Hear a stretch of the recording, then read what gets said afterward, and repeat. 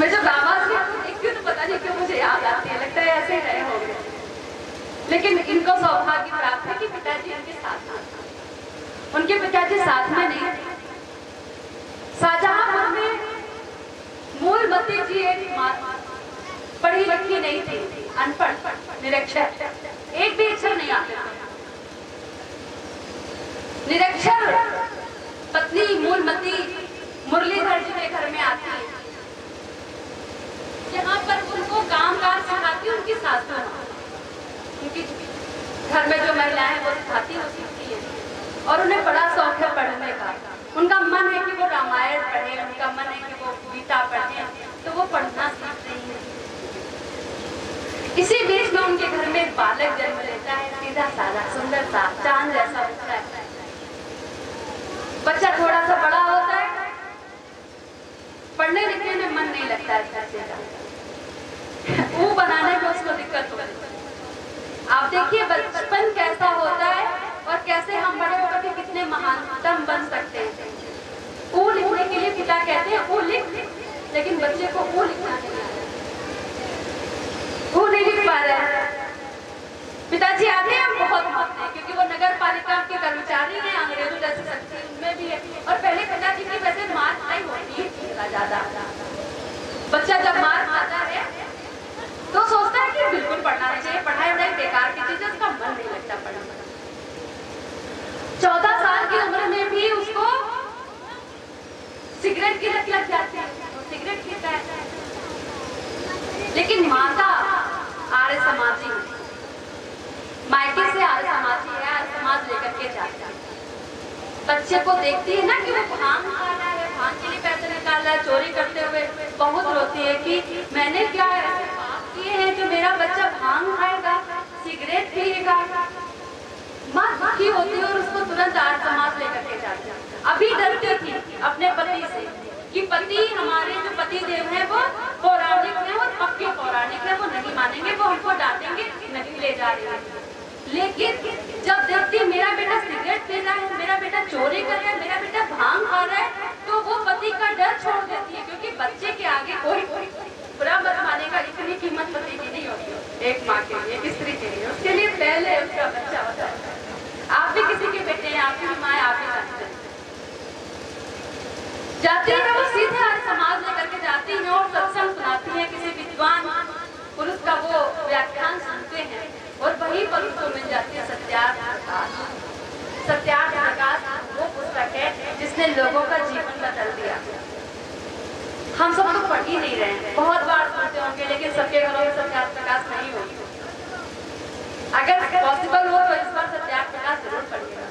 किस मन से वो लोग पढ़ते थे, उनमें क्या था जो वो लोग इतना जीवन बदल जाता था। राम प्रसाद बिस्मिल, पंडित राम प्रसाद बिस्मिल का जीवन भी उसी तरह बदला और उन्होंने कहा मैं कभी भी नशा नहीं करूंगा। इसी बीच में विद्वान थे परमानंद, आर्य समाज के, उनको फांसी की सजा दे दी गई थी, अंग्रेजों के खिलाफ लड़ते हुए।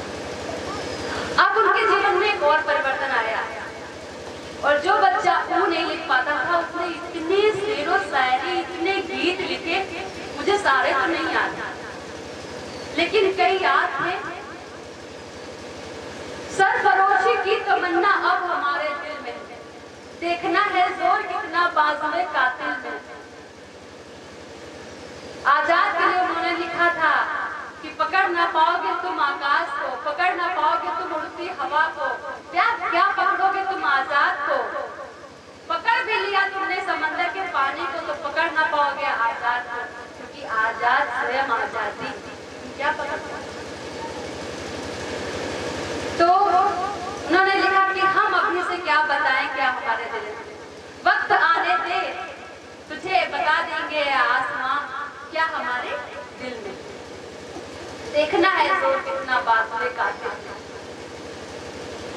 बहुत बड़ा मित्र थे उनके अशफाकुल्लाह खां, वैसे तो मुसलमान थे लेकिन हिंदू बन जाना चाहते थे, मगर उन्होंने मना किया नहीं, अभी नहीं, देश को आजाद होने दो।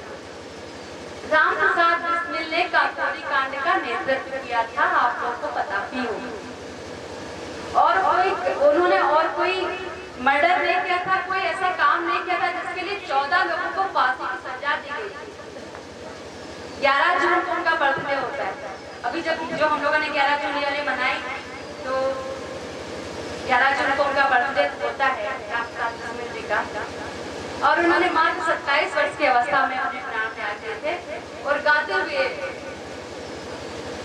उस समय उन्होंने अपने प्राणों का जब त्याग किया, तब उन्होंने एक पत्र लिखा अपनी माँ के नाम, जिसमें उन्होंने लिखा कि माँ, मैं तुम्हारी सेवा नहीं कर पाया। इतना मार्मिक पत्र है कि जब भी मैं याद करती हूँ तो लगता है जैसे वो मेरे साथ है। तो उनका जो एक दर्द था वो यही था कि माँ, इस जन्म में मैं तेरी सेवा नहीं कर पाया, लेकिन अगले जन्म में तू मुझे फिर माँ के रूप में मिलना, और फिर मैं तुझे पुत्र के रूप में सेवा देना।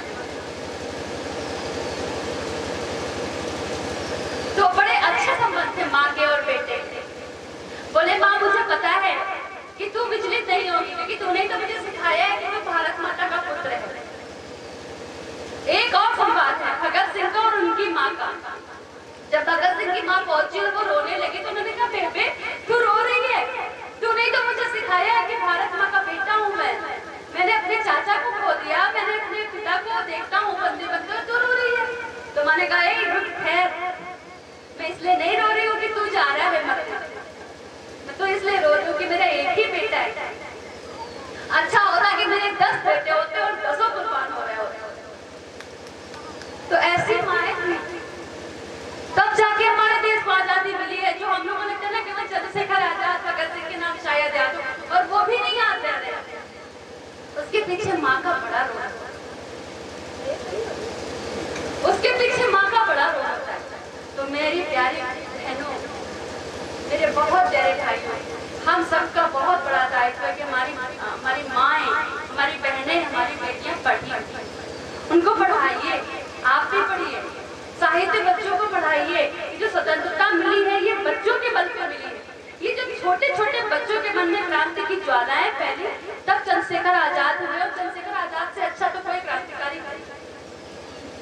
राम प्रसाद बिस्मिल जैसा तो व्यक्तित्व मिलना मुश्किल है, और कुछ ऐसे उदाहरण मैं अगर आपको दे दूं तो मैं खुद से सुना ही नहीं पाती हूँ, मुझे इतना भर जाता है मेरा गला।